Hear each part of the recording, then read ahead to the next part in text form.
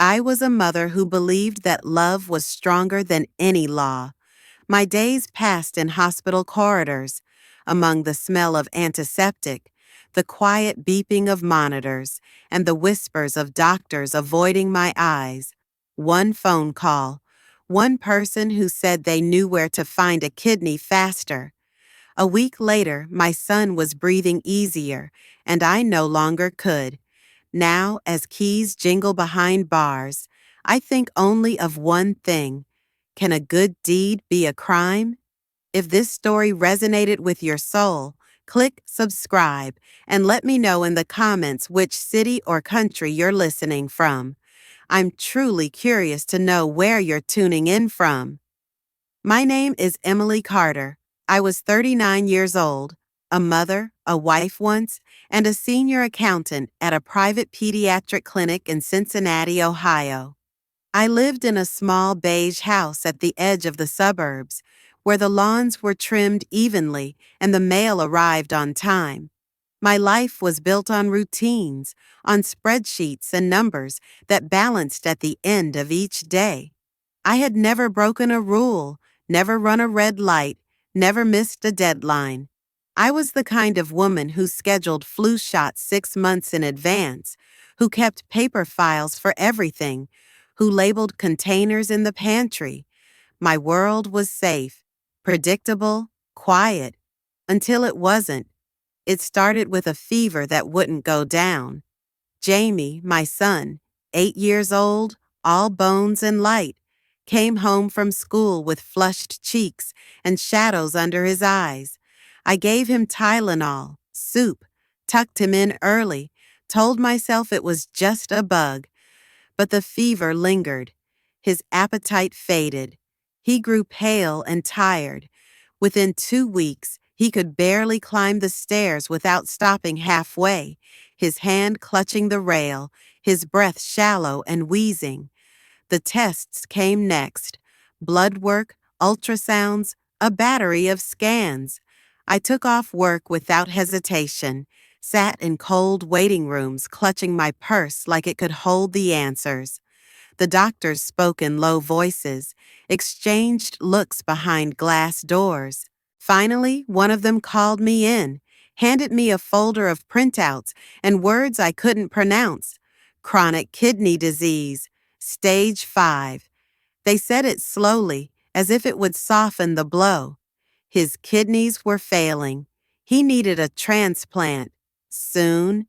At first, I didn't understand the gravity of it. My brain refused to absorb the meaning of the word failure. In accounting, failure was a miscalculation, a misplaced decimal. You found it, you fixed it. But this wasn't a balance sheet. This was my child. They enrolled us in the transplant program immediately. There was a binder full of forms, guidelines, lists. I signed everything. I asked all the questions. I was determined to be the best possible mother inside the system. I read everything they gave me. I learned new acronyms: GFR, ESRD, HLA. I started counting days like a prisoner marks walls. Labs on Monday, dialysis Tuesday, consultations Thursday. We lived in the hospital more than at home. I brought Jamie's favorite books, his worn-out stuffed raccoon, a portable DVD player to keep him distracted. I learned how to smile in front of him when I wanted to scream. He never complained, not once, not when they put the catheter in, not when the nurses missed his vein, not when the days stretched into months. He asked questions like any child. Why couldn't he go outside? Why was his pee red? Why did his belly swell up like a balloon? I gave him half-truths wrapped in promises. Soon, I'd say. You'll be better soon. But there was no soon. There was only waiting. The transplant list was a cold, bureaucratic thing. Numbers, priorities, compatibility. Jamie had no living donor match. I wasn't a match. No one in our family was. So we were placed on the deceased donor list. They told me the average wait time was 2 to 3 years. 2 to 3 years. He didn't have that long. His doctor never said it out loud, but I saw it in his eyes, in the way he patted my shoulder instead of answering questions, in the way nurses averted their gaze when I entered the room. At night, I sat beside Jamie's bed, watching the machines blink their lifeless rhythm. I would stare at the clock on the wall until numbers blurred. I Googled statistics. I joined forums. I read stories of mothers who waited, who lost their children in the waiting. I read about black market organs, at first with horror, then with something darker, curiosity, desperation. I still went to work, at least twice a week, just to keep the health insurance active. I sat at my desk surrounded by folders, invoices, rows of digits that never changed, pretending I was still part of the world. But my mind was always in that hospital room, in the dark circles under Jamie's eyes, in the yellow tint of his skin, in the hollow space where time used to be a future instead of a countdown. People told me to have faith. Doctors told me to be patient. Friends told me I was strong, but I didn't feel strong. I felt like a woman being slowly erased by her own fear. Every day Jamie stayed alive was a miracle. Every day without a donor was a curse. I stopped sleeping. I stopped eating. I started dreaming of him at his 9th birthday, then waking up with a taste of blood in my mouth from biting my tongue in my sleep. I remember one morning sitting in the hospital cafeteria with a coffee I didn't drink. I watched other parents, some smiling, some weeping, some simply staring at the walls. We were all trapped in the same machine, waiting for mercy to land on us like lightning. That was when I understood. Hope wasn't enough. Hope had a schedule, and we were at the bottom of it. I began to imagine other ways. Not criminal, not yet. But I started looking at people differently, wondering what they knew, what they had access to, who they could connect me with. I started keeping names. I started saving money, quietly, carefully. I didn't know what I was planning, not really. I just knew I couldn't watch him die because someone else died too late. I was still a good person then, a desperate one, a mother measuring her days in blood test results and secondhand prayers. And I believed, with every fiber of my being, that I would never cross a line. I just hadn't seen yet how fast the ground disappears when you're standing at the edge. I remembered the moment it began as a blur of fluorescent lights and murmured conversations in a hospital corridor. The air smelled of antiseptic and tired hope. I was leaning against the wall outside my son's room when I heard a whisper carried between two women at the vending machine. Their voices were low, but desperation has a frequency you can always hear when it matches your own. They spoke about a cousin who had received an organ faster than the list allowed, and about a man who could make things happen for the right price. I told myself I wasn't listening, but my heart began to pound as if it had heard a promise my brain refused to register. That night, after Jamie had finally fallen asleep with his small hand curled around his stuffed raccoon, I sat in the dim glow of my laptop at the edge of his hospital bed. My fingers hovered over the keyboard. I typed faster kidney transplant options and deleted it. Then private donors for children and deleted it again. Finally, trembling, I typed the words no mother should ever have to type. Black Market Kidney USA. The search results were a swamp of rumors, forums, faceless names, and stories too terrible to be fiction. I clicked through page after page, my stomach tightening, my eyes burning.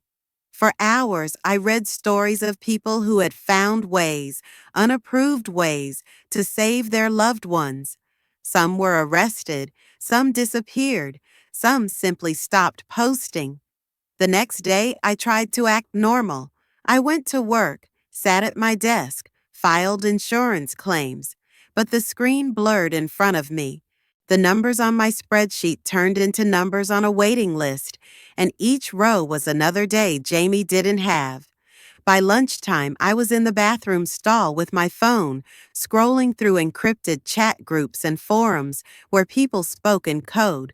Words like donor and facilitator and compatibility became currency. They never said illegal, but every sentence was a warning. Days passed like this. I was half in the world of routine and half in the world of shadows.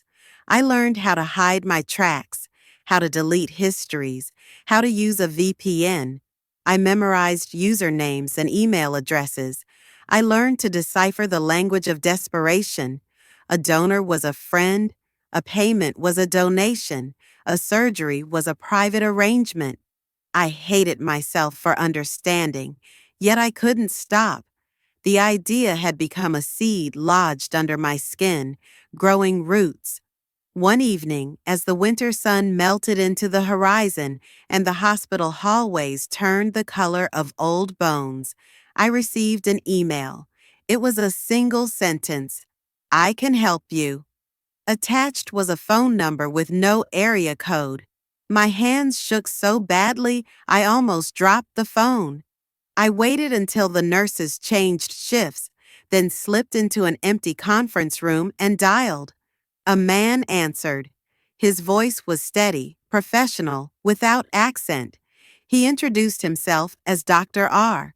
He said he had been a surgeon, but now worked independently. He explained that he operated through a network of private donors and clinics. He used phrases like expedited options and humanitarian necessity. He never said black market, but I could hear it pulsing between every word. I asked about risks.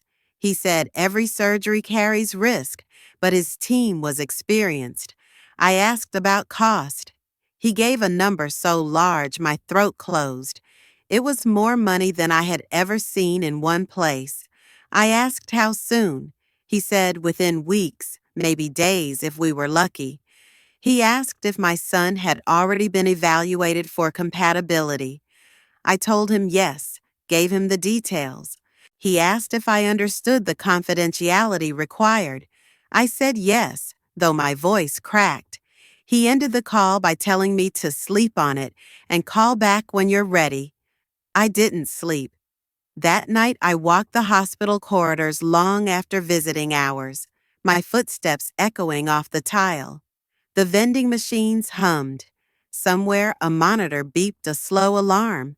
I thought of Jamie's thin wrists, of his eyes too tired to stay open. I thought of the list, of the months and years we didn't have. I thought of my bank account, of the emergency fund I had saved over a decade, of the retirement plan I would never use if he didn't live.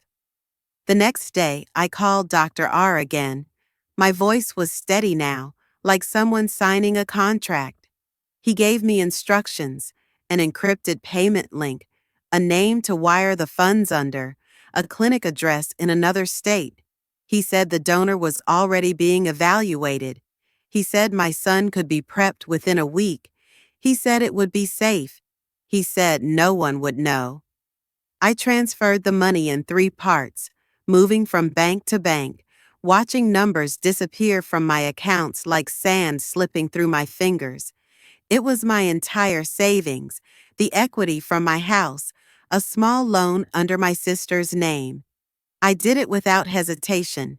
Each click of the mouse felt like pulling a trigger and also like opening a door.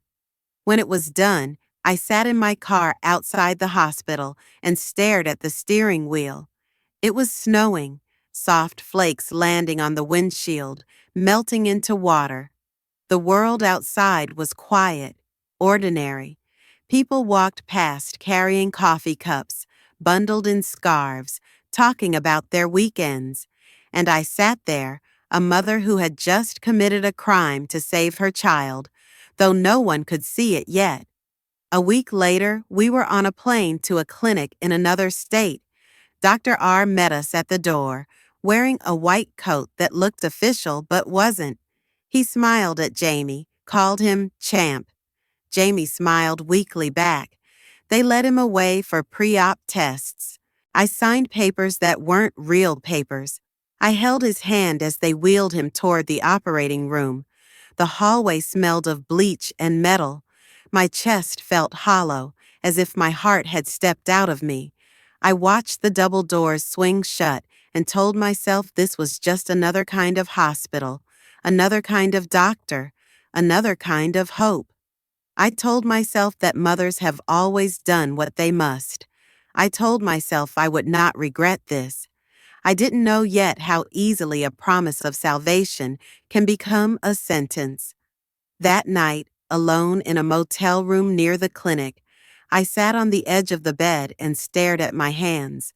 They were still my hands, pale, shaking, nails bitten down, but they no longer looked like a mother's hands.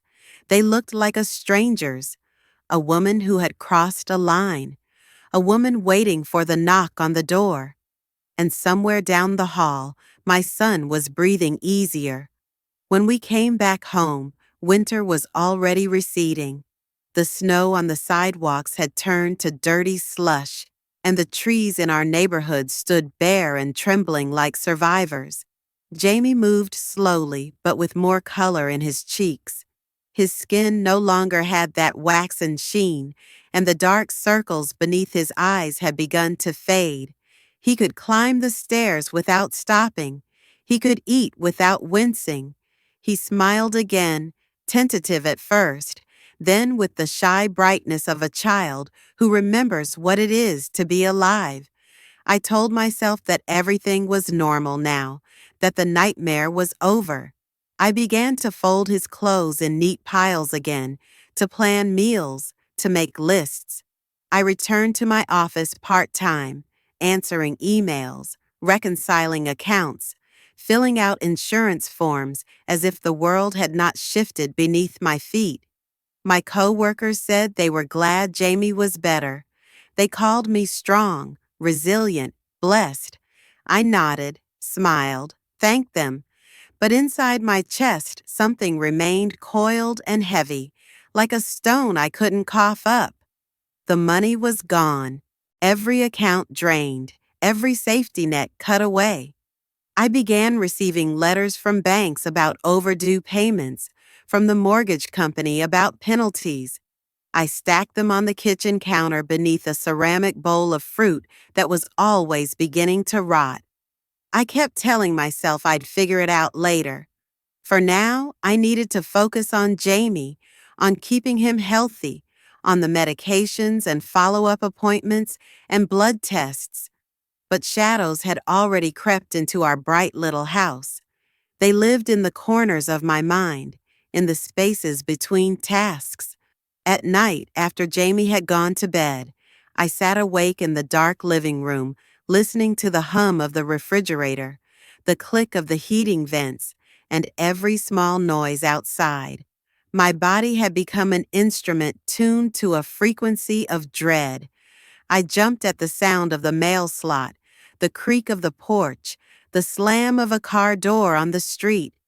I checked the locks twice, 3 times, sometimes in the middle of the night.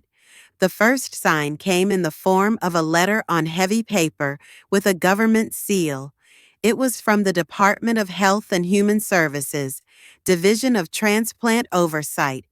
They were conducting an audit, it said. They needed additional information about Jamie's procedure, about his donor. My hands trembled as I read. My eyes skipped over the words but caught on certain phrases: compliance, irregularities, potential violations. I set the letter down and stared at it as if it might vanish. I told myself it was routine. I told myself they sent letters like this to everyone. I called the number printed at the bottom, but hung up before it rang. I hid the letter under a stack of magazines, then moved it to the back of a kitchen drawer, then finally tore it into pieces and flushed it down the toilet one strip at a time. For a week, nothing happened. I clung to the illusion of safety. Jamie's color improved. He started laughing again at cartoons. He rode his bike down the driveway. I stood at the window watching him, my heart swelling and breaking at once. I thought, maybe this is all they will do. Maybe they will send letters, ask questions, and then forget about us. Then came the knock at the door. It was a Thursday morning, gray and still. Jamie was in the living room, building a tower out of blocks. I was making coffee, the smell sharp and bitter. The knock was soft but deliberate, a rhythm that didn't belong to neighbors or delivery men. I froze, the mug half full in my hand. The knock came again. Through the glass pane beside the door, I saw two figures. They wore dark coats and carried leather folders. One had a badge clipped to his belt. My stomach dropped. My vision tunneled. I thought about running, about hiding, about pretending we weren't home. But Jamie called out, "Mom, someone's here," and the moment cracked open like ice. I opened the door. They introduced themselves calmly, their voices polite but firm. Federal agents from the Office of Inspector General. They were investigating allegations of illegal organ procurement. They asked if they could come inside. I stepped aside automatically, my body moving while my mind screamed. The smell of wet wool and paper filled the entryway as they entered. Jamie watched from the floor, his hands still on the blocks, his eyes wide. They asked questions. Where had the surgery been performed? Who had arranged it? Did I have documentation of the donor?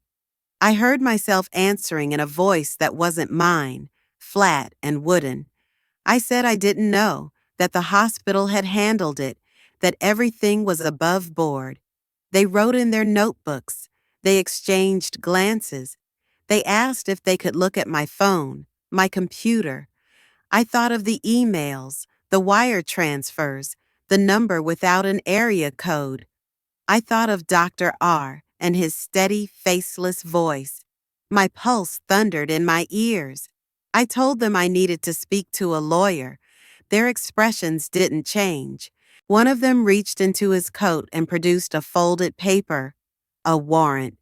Jamie stood up. "Mom," he said softly. His voice cracked. I turned to him, tried to smile, but my face felt numb. The agents told me I was under investigation for conspiracy to traffic in human organs. They said I needed to come with them. Their words fell like stones into the room. They put cold metal on my wrists. The click of the cuffs was louder than any sound I'd ever heard. Jamie's face blurred through my tears. He dropped the block he'd been holding. It hit the floor with a small, hollow clatter. Outside, a car engine idled. A neighbor's dog barked in the distance. Somewhere down the street, a siren wailed faintly, then grew louder, then stopped. The agents guided me down the porch steps. The world smelled of damp earth and exhaust. I felt the eyes of the neighborhood on me, though no one was at their windows. I looked back once. Jamie was standing in the doorway clutching his stuffed raccoon, his small body framed by the pale light of the kitchen behind him. His lips moved, but I couldn't hear the words. The agents opened the car door and pushed my head gently down as I got in. The seat was cold. The door shut with a heavy sound that cut me off from everything. For a moment I thought of the clinic, the long hallway, the double doors swinging shut as they wheeled Jamie away for surgery. The same hollow in my chest opened again. I had crossed the line to save him, and now the line had wrapped around me like a snare. The car pulled away. The siren came back, louder this time, echoing through the streets. It wasn't for me, Not exactly, but it felt like it was. After the light, after the miracle of his recovery, the sound of sirens followed like a shadow that had always been waiting. I closed my eyes and felt the metal bite into my wrists. The city moved past the window in gray streaks. Somewhere behind me, Jamie was alive. Somewhere ahead, I was already gone. They took away my shoelaces, my belt, my earrings, even the elastic band I wore in my hair. The intake process was methodical, impersonal, practiced to the point of being mechanical. A woman in a uniform told me to strip, to squat, to cough. Her voice was flat, as though she were reciting grocery items from a list. I stared at the pale tiles on the floor and tried not to think. My body obeyed even as my mind floated somewhere above it, hovering like a balloon just before it bursts. The clothes they gave me were too big. The fabric itched. The bra had no wires. The underwear was paper thin. I walked down a narrow corridor, my feet bare against the concrete, fluorescent lights buzzing above like angry insects. The air smelled of bleach, sweat, and something else, something metallic, like blood that had been scrubbed too many times from too many places. They assigned me a bunk in a dormitory-style unit. The mattress was thinner than my child's kindergarten nap pad. A sheet, a blanket, and a pillow that smelled like old plastic. The woman on the bunk above me didn't speak. She didn't look at me. Neither did the others. I had no name here, just a number, a charge. A whisper passed behind hands and down hallways. I lay on my side that first night, knees pulled up, facing the wall. Every time I blinked, I saw Jamie's face behind my eyelids, his mouth opening to call me as the car door slammed shut, his small fingers gripping his stuffed raccoon like a lifeline. I tried to remember the last time I kissed the top of his head, the way his hair smelled when he'd been playing outside, the cadence of his laughter, but the memories were already fading, like a photograph left in the sun too long. The silence here was not peaceful. It was dense, intrusive. It pressed into your ears and settled into your bones. It was the silence of women who had stopped expecting to be heard, of rules obeyed without being spoken aloud. No eye contact unless invited. No questions unless you already knew the answer. No softness, no vulnerability, no reminders of who you were before the doors closed behind you. I was no longer Jamie's mother. I was inmate Carter, awaiting trial. No special title, no sympathetic label, just a middle-aged woman in an orange uniform who had crossed a line the state could not forgive. The guards were not cruel, but they were indifferent. The indifference hurt more. Meals were served on gray trays, each portion indistinguishable from the next in taste and texture. We ate in silence. We walked in lines. We stood for counts and shuffled to the showers in timed rotations. Every sound echoed. Footsteps, toilet flushes, metal scraping metal. But beneath it all was that silence, the kind that grows in the absence of recognition, the kind that hollows you out from the inside. Letters from Jamie arrived sporadically. At first, they were short, dictated by someone else, typed in a font too formal for a child's voice.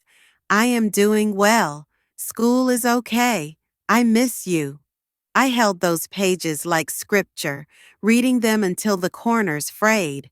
I replied with trembling hands, pouring love into every line, hoping it would find a way past the censors and the distance and the slow erosion of memory. But I couldn't say the things I wanted. I couldn't tell him what I had done, not really. I couldn't explain why I had chosen to save his life in a way that cost him his mother. There are no words for that. There is only space, empty, and cold that stretches between one visit and the next. Eventually, the visit stopped. His guardian, my sister, said it was too hard for him, that he cried afterward, that he didn't want to see me like this. I understood. I told her it was okay.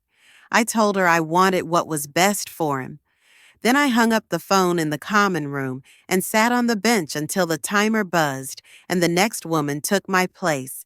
Days became weeks, then months. I marked time by the changing of routines, the switching of assigned chores, the occasional new face among us. I cleaned floors. I folded laundry. I learned to sleep with one eye open and to keep my thoughts folded tightly inside, like notes passed in school. I grew used to the silence, not comfortable, but acquainted. It was a presence now, not a void. I learned that some women prayed, some fought, some broke things just to feel the sound. I didn't do any of those things. I wrote. In a notebook made of recycled paper, I wrote letters I didn't send. To Jamie, to myself, to no one. I filled pages with memories, with the exact details of the moment he was born, of his first steps, his first scraped knee. I wrote until the ink smudged from my fingers sweating against the pages. At night, I stared at the ceiling and thought of him. I imagined him at school with friends, with scraped knees I could no longer kiss. I thought of who would be there for him when he got sick, when he was afraid, when he needed to know he was still loved. I prayed that he remembered the warmth of my hand, even if he forgot the shape of my voice. In here, identity was a fragile thing. It could be chipped away with every command barked across the unit, every time someone called you inmate instead of your name.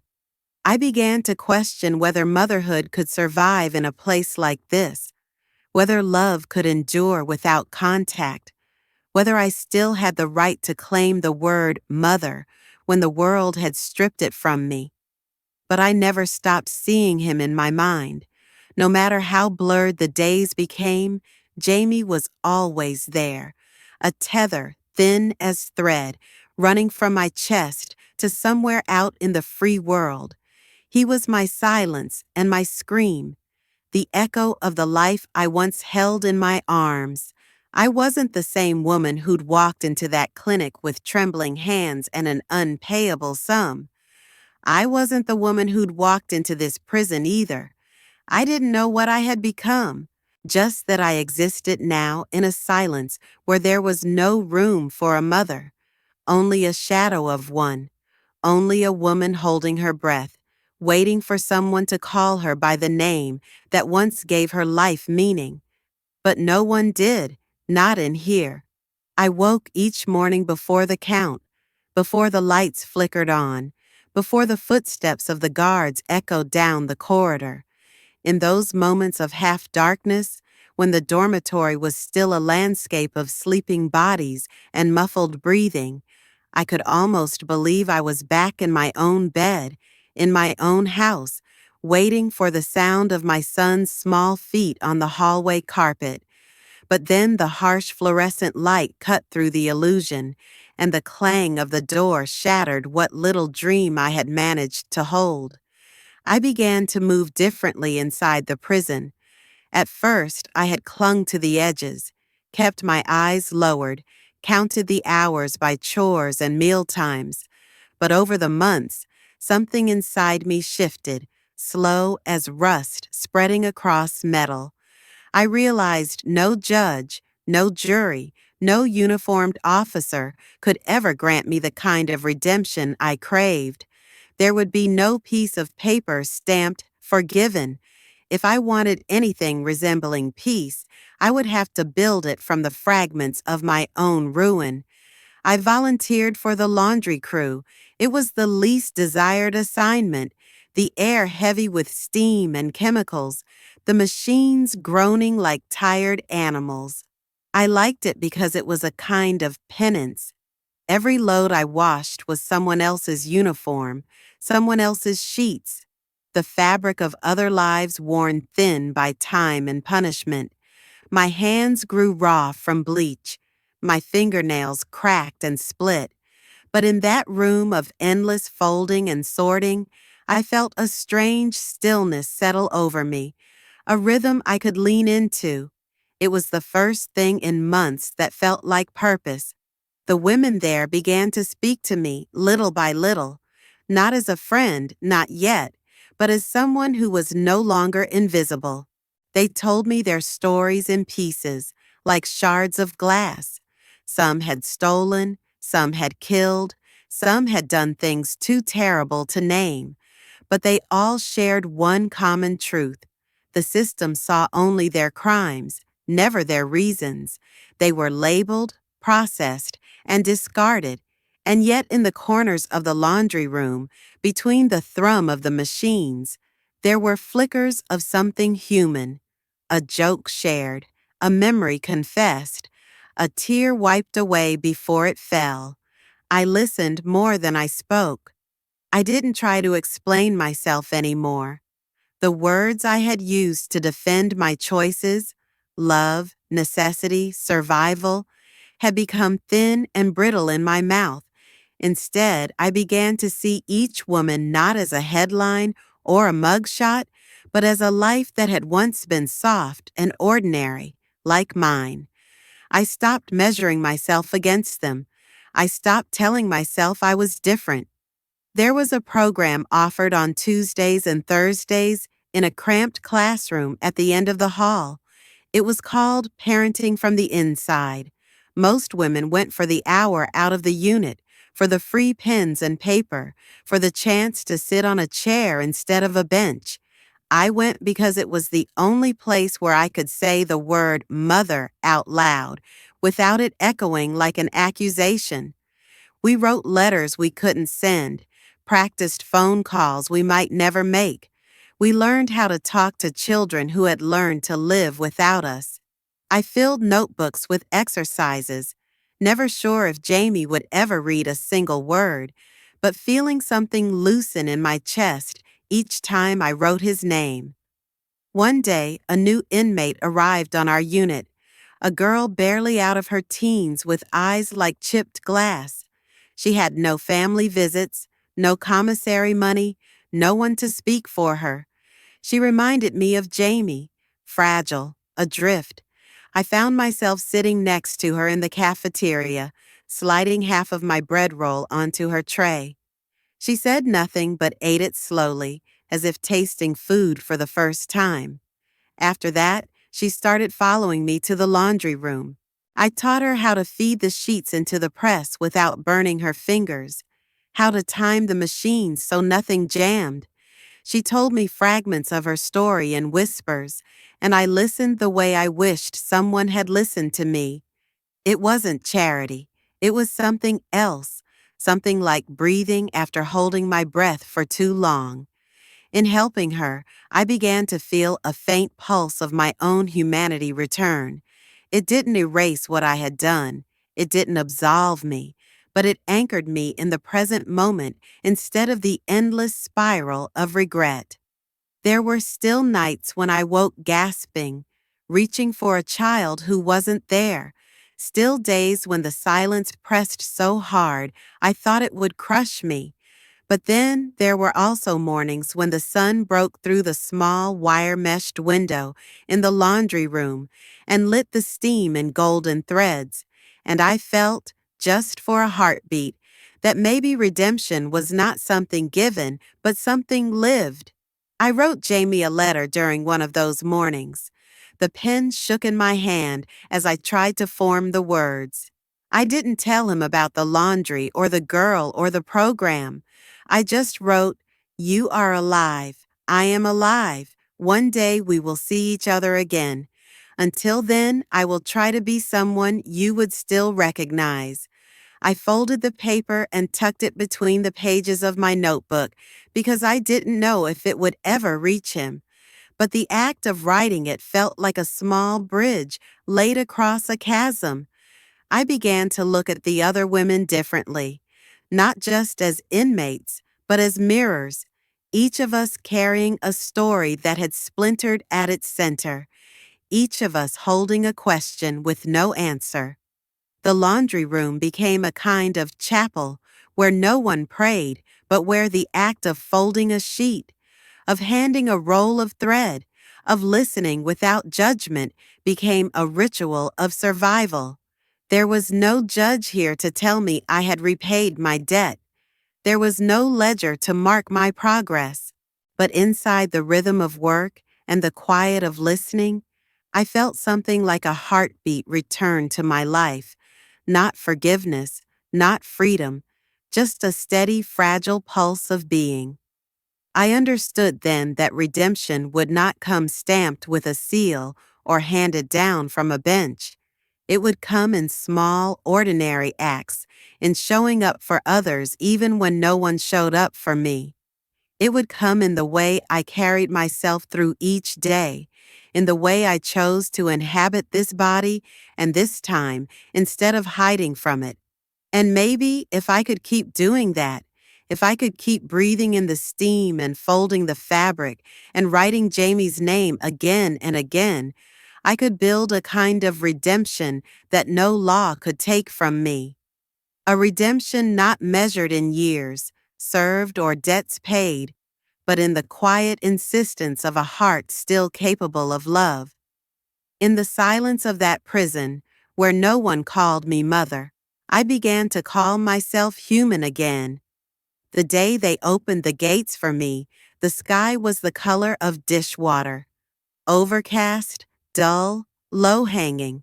A kind of sky that doesn't promise anything.